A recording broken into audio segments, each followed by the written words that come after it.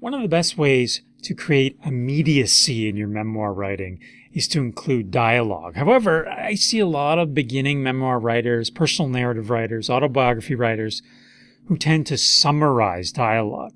This may be a coping mechanism because they feel their memory isn't very good. They can't remember exactly what grandma said or what mom said 20, 30, 40 years ago.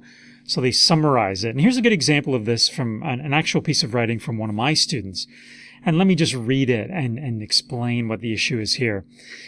After my grandma passed away, my mother changed. She was no longer impatient with me. I asked her privately what had happened, and she replied that grandma shortly before her death had asked her to read an article about hyacinths. My mother thus came to see that I was like a late-blooming white hyacinth. So here, there's no dialogue. I mean, without even reading it, you can see there are no quote marks anywhere. But we have those summaries of dialogue. So I asked her, right, and then privately what had happened. So we don't get the exact words that this author said to her, right? There's just no exact words there. We feel when this happens like we are maybe in the other room when she was doing the asking. We're not quite there with her.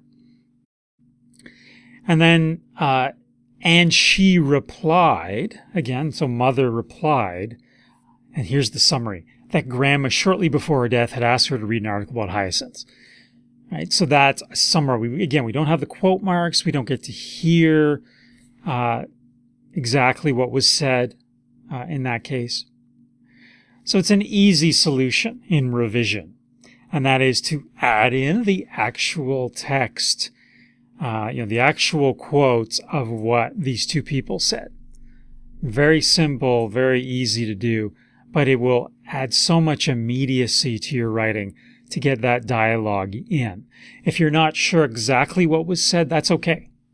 It's okay to just approximate what was said in that moment. We don't have a recording of it.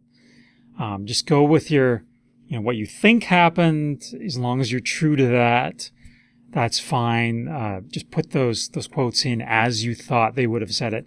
And chances are, if you're writing about people you know really well, like your mother or grandma and so on, you know what they would have said in that situation, what they typically said, and that's good enough.